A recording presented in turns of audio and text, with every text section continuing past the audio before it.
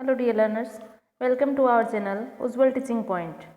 रीट व TET special वाले विद्यार्थियों को उज्ज्वल टीचिंग पॉइंट दे रहा है संपूर्ण सिलेबस, जिसमें सभी सब्जेक्ट्स के वीडियो अपलोड कर दिए जाएंगे। इसलिए आपके अपने चैनल उज्ज्वल टीचिंग पॉइंट को जल्दी से सब्सक्राइब कर दीजिए और हाँ, बेल आइकन को भी प्रेस कर दीजिए ताकि हर वीडियो का नोटिफिकेशन आपको मिलता रहे। अगर हमारा ये वीडियो आपको अच्छा लगे तो हमारे चैनल को सब्सक्राइब कर लीजिए, वीडियो को लाइक कीजिए और कमेंट बॉक्स में कमेंट भी कीजिए ताकि हमें भी आपका मोटिवेशन मिलता रहे और हम सारे सब्जेक्ट्स के वीडियो अपलोड करते रहें। आज हम बात करेंगे लैंग्वेज फर्स्ट व सेकंड के रूप में रीट व टेट में हिंदी का चयन किया गया हो तो उसमें आने वाली हमारी फर्स्ट यूनिट है भाषा, व्याकरण एवं लिपि का परिचय। भाषा को जानने से पहले भाषा की व्याकरण और उसकी लिपि का ज्ञान होना अति आवश्यक है, जिसमें सबसे पहले भाषा शब्द की उत्पत्ति यानी भाषा शब्द की उत्पत्ति संस्कृत भाषा के भाष धातु से हुई है। किसे? भाष धातु से हुई है, जो कि संस्कृत भाषा का शब्द है। संप्रेषण का माध्यम ही भाषा होता है, यानी अपने विचारों का आदान प्रदान करना, अपनी बात को किसी दूसरे को कहना ही भाषा है। यानी हम किसी माध्यम से अपनी बात को दूसरों के सामने व्यक्त कर रहे हैं तो वही भाषा है। समाज की इकाई मनुष्य और मनुष्य द्वारा समाज का निर्माण किया गया। इस समाज में जो विचारों का आदान प्रदान किया जाता है वह भाषा के माध्यम से किया जाता है। परस्पर विचार, भावना, संदेश, सूचना आदि को अभिव्यक्त करने के लिए मनुष्य भाषा का प्रयोग करता है। भाषा ही वह साधन है जिसमें हम अपना इतिहास, संस्कृति, संचित ज्ञान विज्ञान तथा अपने महान परंपराओं के बारे में जान सकते हैं। यानी किसी देश की परंपरा के बारे में जानने के लिए, उसके इतिहास के बारे में जानने के लिए, उसकी संस्कृति का पता लगाने के लिए हम भाषा का प्रयोग करते हैं। पुराने लिखे गए इतिहास को पढ़ने के लिए अगर हमें भाषा का नॉलेज है, ज्ञान है, तो ही हम उसे जान सकते हैं। भारत हमारा देश, भारत अनेक भाषाभाषी देश है, यानी यहाँ पर यह विविधताओं वाला देश है जिसमें अनेक भाषाएं बोली जाती है। अनेक बोली व भाषाओं से मिलकर ही भारत राष्ट्र बना है, जिसमें संस्कृत हमारी सभी भारतीय भाषाओं की सूत्र भाषा है। सभी भाषाओं की जननी संस्कृत को माना जाता है और हिंदी भाषा का उद्गम भी संस्कृत से ही हुआ है। संस्कृत हमारी सूत्र भाषा के रूप में है। वर्तमान में हिंदी हमारी राजभाषा यानी राजकार्य की भाषा है। हाँ, हिंदी का प्रयोग वर्तमान में होने लगा है, लेकिन अंग्रेजों के समय से ही हमारे राजकार्य अंग्रेजी में ही होते हैं और आज भी वह अपना वर्चस्व बनाए हुए है। हमारे कोई भी कार्य हिंदी व अंग्रेजी दोनों में होते हैं, लेकिन वर्तमान में हिंदी हमारी राजभाषा के रूप में व्यक्त हो रही है। भाषा के दो प्रकार होते हैं, यानी भाषा को बोलकर भी बताया जा सकता है, भाषा को लिखकर भी बताया जा सकता है। हम मौखिक रूप में भी भाषा को सीख सकते हैं, लिखित रूप में भाषा को सीख सकते हैं। भाषा की विशेषताएं हैं आपसी बातचीत, आपस में बातचीत करना, भाषण, उद्बोधन, यानी इन सभी के माध्यम से हम मौखिक भाषा को व्यक्त कर सकते हैं। जीवन के प्रति रागात्मक संबंध, विकसित भाषा सभ्य समाज का आधार, यानी अपने जीवन के प्रति जितने भी हम बातचीत करते हैं, राग यानी किसी भी गायन संबंधी कला को प्रस्तुत करते हैं, तो वह भी एक भाषा का ही प्रकार है। विकसित भाषा सभ्य समाज की भाषा होती है, यानी एक सभ्य समाज की पहचान ये होती है कि जहाँ की भाषा विकसित है तो वह समाज सभ्य कहलाता है। भाषा स्थायी नहीं होती, भाषा स्थायी नहीं होती, यानी समय व दूरी के अनुसार भाषा का परिवर्तन होता रहता है। दो भाषाभाषी लोग अगर आपस में संपर्क करते हैं, आपस में विचारों का आदान प्रदान करते हैं, तो हम कुछ शब्द दूसरे व्यक्ति के या दूसरी भाषा के सीख भी सकते हैं, और जो हमारे शब्द हैं वह दूसरा व्यक्ति भी सीखता है। लिखित भाषा लिपि के माध्यम से अभिव्यक्त की जा सकती है। मौखिक भाषा को हम बोलकर व्यक्त करते हैं, उसी प्रकार हम अपनी भाषा का लिखित रूप भी अभिव्यक्त कर सकते हैं, जिसे लिपि के माध्यम से व्यक्त करते हैं। भाषा और बोली, भाषा और बोली में अंतर क्या है, ये दोनों आपस में किस प्रकार जुड़ी हुई हैं। सबसे पहले है बोली, जिसे उपभाषा भी कहा जा सकता है, यानी भाषा का छोटा रूप उपभाषा भी कहा जा सकता है।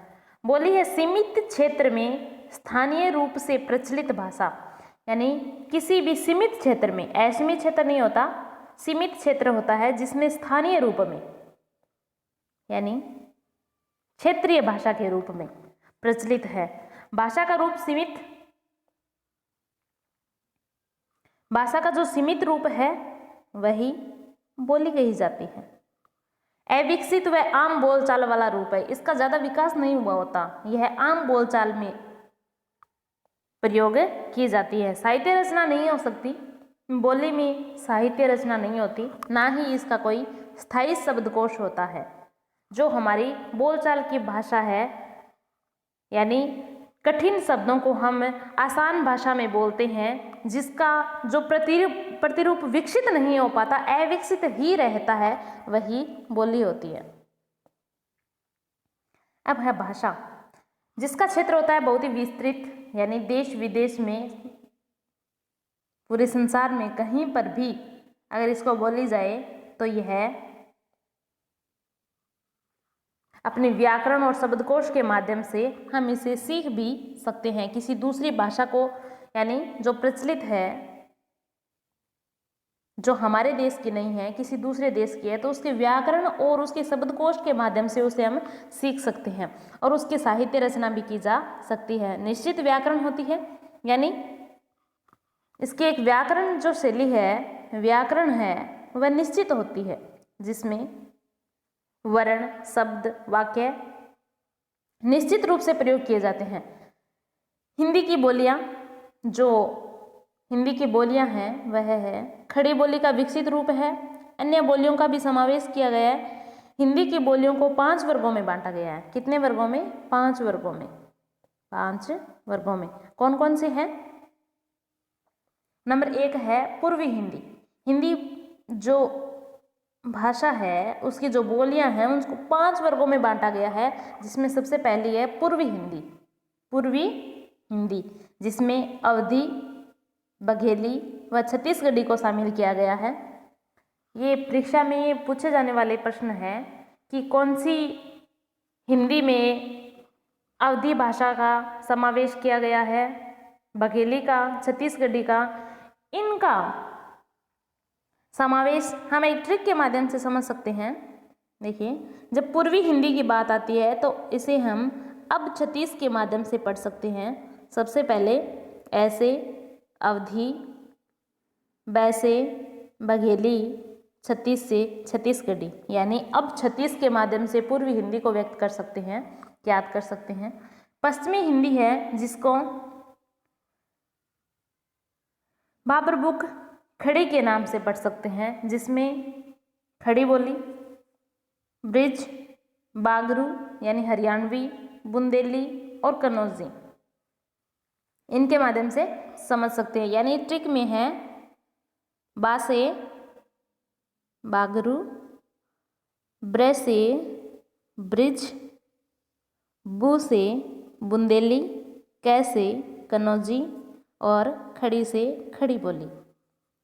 3 नंबर है बिहारी, जिसमें मगही, मैथिली तथा भोजपुरी है। यानी भोम में भो से भोजपुरी, मैं से मगही, मैं से मैथिली। 3 हो गई। 4 नंबर है राजस्थानी। राजस्थानी में मेवाड़ी शामिल है, मारवाड़ी, मेवाती और हाड़ौती। इन चारों को हम मेवा मार, मेवा हार्ड से समझ सकते हैं। कैसे? मेवा से मेवाड़ी, मार से मारवाड़ी, और मेवा से मेवाती, और हाड़ से हाड़ौती। 5 नंबर है पहाड़ी, जिसमें गढ़वाली, कुमाऊनी, मंडियाली, गढ़वाली, कुमाऊनी, मंडियाली ये तीनों शामिल की गई है। इन सभी से बनी हिंदी को, यानी इन 5 भागों से बनी हमारी हिंदी भाषा 14 सितंबर 1949 को भारत की राजभाषा के रूप में स्वीकारा गया है। राजभाषा के रूप में हिंदी को कब स्वीकार किया गया? 14 सितंबर। और 14 सितंबर को कौन सा डे मनाया जाता है? हिंदी भाषा दिवस के रूप में मनाया जाता है। 14 सितंबर 1949। आगे है हिंदी भाषा और व्याकरण। हिंदी व्याकरण हिंदी भाषा को शुद्ध लिखने के लिए और बोलने से संबंधित नियमों को जानने के लिए, शुद्ध लिखने और बोलने से संबंधित नियमों को जानने के लिए हिंदी व्याकरण को जानना अति आवश्यक है। यानी अगर हिंदी भाषा को जानना है तो उससे पहले शुद्ध लिखना, बोलना, इन सभी के नियमों को जानना जरूरी है। हिंदी को मोटे तौर पर 3 वर्गों में विभाजित किया गया है। मोटे तौर पर 3 ही वर्ग बनाए गए हैं, जिसमें 1 नंबर है वर्ण। वर्ण में स्वर और व्यंजन, स्वर और व्यंजन, शब्द और वाक्य। इनसे ही हिंदी भाषा का निर्माण होता है। कैसे? नागरी लिपि का परिचय एवं परिवर्तन। भाषा की ध्वनियों को जिन लेखन चिन्हों से या में लिखा जाता है उसे लिपि कहते हैं। लेखन चिन्ह यानी लिखने का जो प्रतिरूप विकसित किया गया है उसे ही लिपि कहा जाता है। अर्थात किसी भी भाषा को लिखकर व्यक्त करने के लिए जिन वर्तनी चिन्हों का प्रयोग किया जाता है वही लिपि कहलाती है। संस्कृत, हिंदी, नेपाली, मराठी, कोंकणी भाषाओं की लिपि देवनागरी है। हिंदी भाषा की लिपि कौन सी है? देवनागरी। कौन सी है? देवनागरी।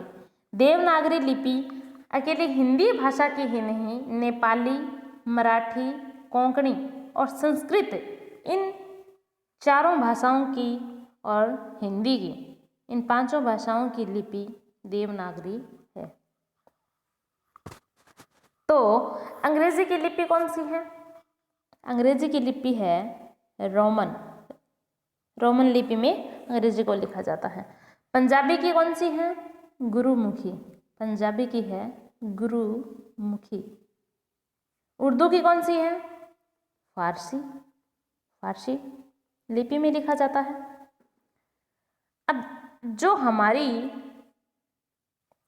हिंदी की लिपि देवनागरी है,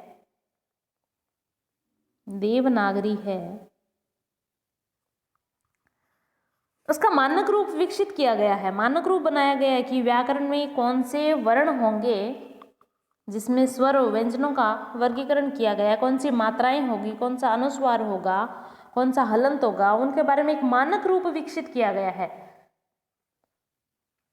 वह है स्वर और व्यंजन। वर्ण बनाए गए हैं जिसमें सबसे पहले देवनागरी लिपि के मानक रूप में सबसे पहले दिए गए हैं स्वर।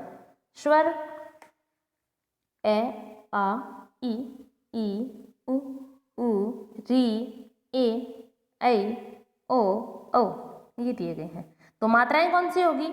इनमें ए की कोई मात्रा नहीं है, आ की है ये मात्रा, फिर ई की मात्रा है, फिर ई की मात्रा है,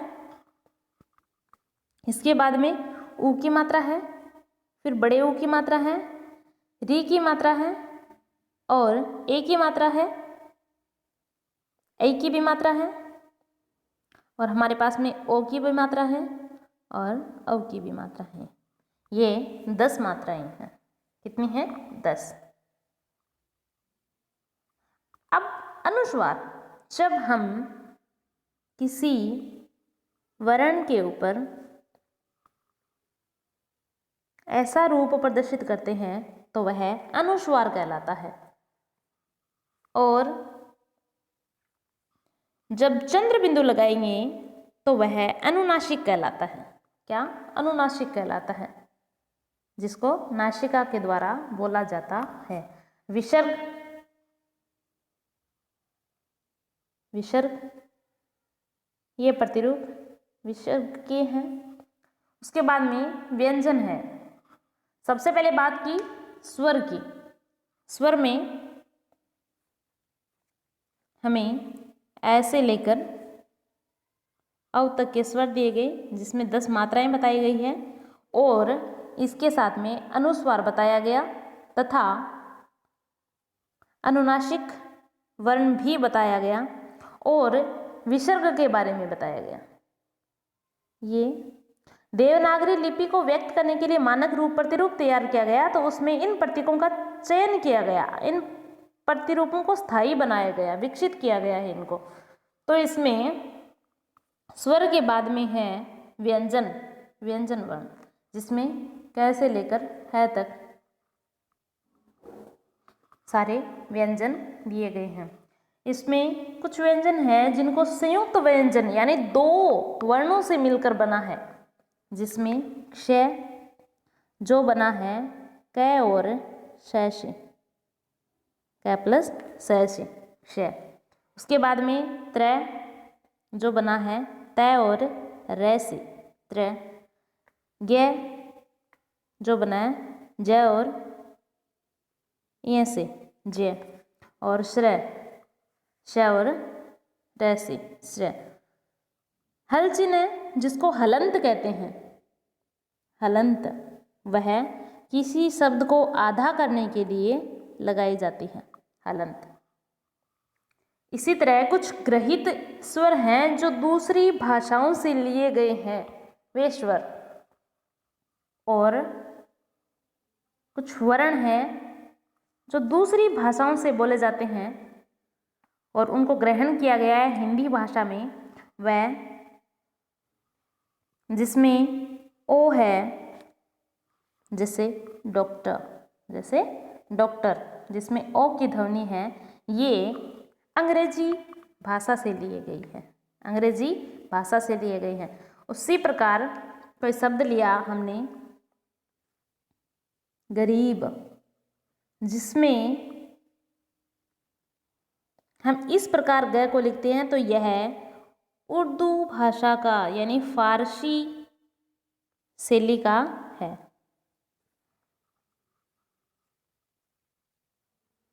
आगे हैं कुछ शब्द जो हमारे भाषा के रूप में व्यक्त हुए हैं, उन्हीं के कुछ प्रश्न बनाए गए हैं जो इस टॉपिक से संबंधित हैं, उनको दिया गया है। तो ये 20 प्रश्न दिए गए हैं, उनके बारे में कुछ पढ़ लेते हैं जो परीक्षा की दृष्टि से महत्वपूर्ण है। इस जो सामान्य परिचय है ये भाषा का, लेकिन फिर भी इसी से कंपटीशन में कुछ प्रश्न पूछे जाते हैं जो आपके सामने हैं। भाषा शब्द की उत्पत्ति संस्कृत की किस धातु से हुई है?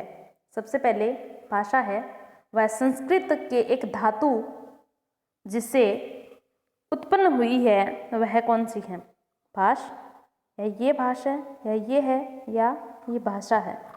यह है, मैंने आपको सबसे पहले बताया था, संस्कृत के भाष धातु से हुई है, जिसमें स आधा है, भाष धातु से हुई है। तो हमारा करेक्ट आंसर होगा सी, भाष। सेकंड क्वेश्चन है, देवनागरी लिपि का संबंध किस भाषा से है? देवनागरी लिपि का संबंध किस भाषा से है? पंजाबी से, बांग्ला से, उर्दू से, हिंदी से?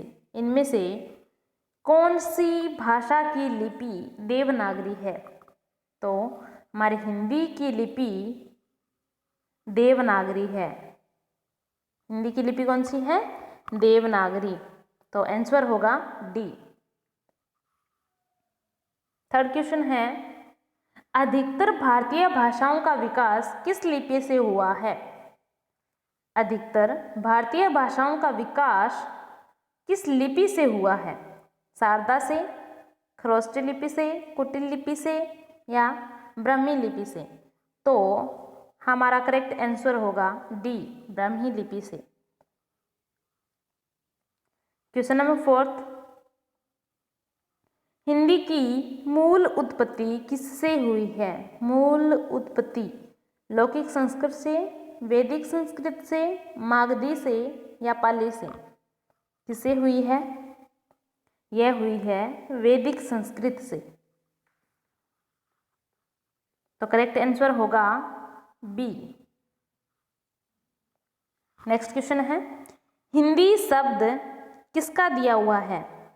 आर्यों का, यूनानियों का, ईरानियों का या तुर्कों का? कौन से समुदाय द्वारा दिया गया है? तो हिंदी शब्द किसका दिया हुआ है? हिंदी शब्द ईरानियों द्वारा दिया गया है, ईरानियों द्वारा दिया गया है। नेक्स्ट क्वेश्चन है, सूरदास का काव्य किस भाषा में है? सूरदास द्वारा लिखित काव्य है वह किस भाषा में लिखा गया है? ब्रज भाषा में है, मैथिली में है, अवधी में है या बुंदेली में है? कौन सी भाषा में लिखा गया है? यह लिखा गया है ब्रज भाषा में। आंसर होगा 1 नंबर ए।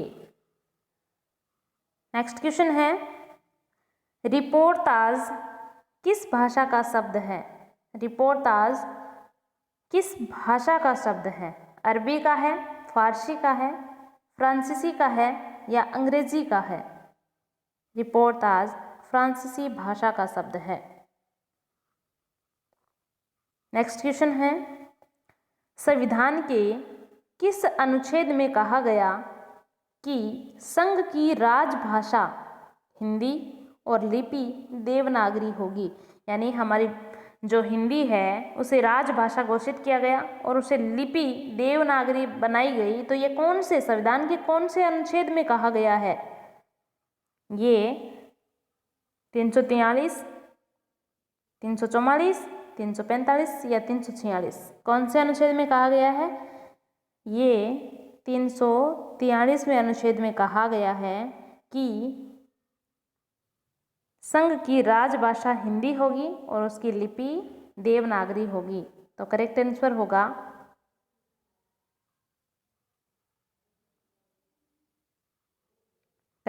होगा हमारा ए, 343। नेक्स्ट क्वेश्चन है, हिंदी साहित्य सम्मेलन प्रयाग की स्थापना कब हुई? हिंदी साहित्य सम्मेलन है प्रयाग, उसकी स्थापना कब की गई? 1910 में, 1915 में, 1920 में या 1925 में? कब की गई? 1910 में। हिंदी साहित्य सम्मेलन प्रयाग की स्थापना 1910 में की गई। तो हमारा करेक्ट आंसर होगा ए। नेक्स्ट क्वेश्चन है, हिंदी के अतिरिक्त इनमें से कौन सी भाषा देवनागरी में लिखी जाती है? मैंने 5 भाषाएं बताई थी आपको जिनकी लिपि देवनागरी है। इनमें से कौन सी है जिसकी लिपि देवनागरी है? पंजाबी की है, उर्दू की है, मराठी की है या बंगाली की है? पंजाबी की मैंने आपको बताई थी गुरुमुखी, उर्दू की बताई थी फारसी, बंगाली की बंगला है, लेकिन मराठी है जिसकी लिपि देवनागरी है। आंसर होगा सी। नेक्स्ट आंसर है, क्वेश्चन है, हिंदी की विशिष्ट बोली ब्रज भाषा किस रूप में सबसे अधिक प्रसिद्ध है? हिंदी की विशिष्ट बोली ब्रज भाषा किस रूप में सबसे अधिक प्रसिद्ध है? राजभाषा के रूप में है, तकनीकी भाषा के रूप में है, राष्ट्रभाषा के रूप में है या काव्य भाषा के रूप में? जो बोली ब्रज भाषा है, विशिष्ट बोली यानी ब्रज भाषा है, वह काव्य भाषा के रूप में, यानी जो साहित्य के प्राचीन साहित्य के जो काव्य लिखे गए हैं वो ज़्यादातर ब्रज भाषा में ही लिखे गए हैं। तो आंसर होगा डी। नेक्स्ट क्वेश्चन है, निम्नलिखित में से कौन सी बोली अथवा भाषा हिंदी के अंतर्गत नहीं आती? हिंदी के अंतर्गत नहीं आती? कनौजी, बांगरू, तेलुगु या अवधी? कौन सी नहीं आती है? करेक्ट आंसर होगा ए, कनौजी, जो कि हिंदी के अंतर्गत नहीं आती है।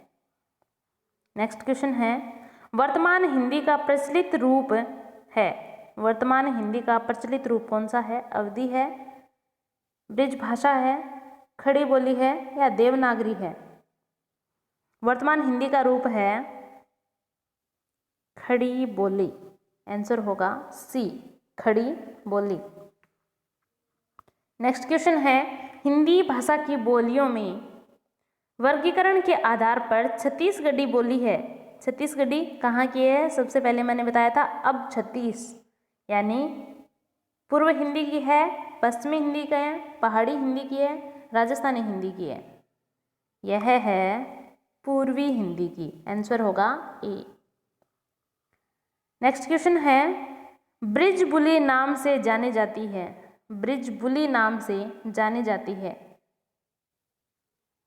पंजाबी, मराठी, गुजराती या पुरानी बंगला? किसे ब्रिजबुली कहा जाता है? तो हमारा करेक्ट आंसर होगा डी, पुरानी बंगला, जिसे ब्रिजबुली के नाम से भी जाना जाता है। नेक्स्ट क्वेश्चन है, भारत के लिए हिंदीवी शब्द का प्रयोग सबसे पहले किसने किया? नरपति नालय ने, अमीर खुसरो ने, सरहपा ने, शालिंद्र शूरी ने? किसने किया? सबसे पहले अमीर खुसरो ने हिंदीवी शब्द का प्रयोग किया था भाषा के लिए।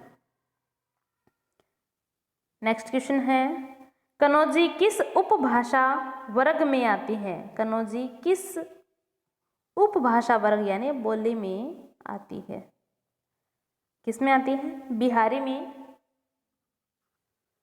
राजस्थानी में, पूर्वी हिंदी में या पश्चिमी हिंदी में? मैंने बताया भी था, यह पश्चिमी हिंदी में। करेक्ट आंसर होगा डी।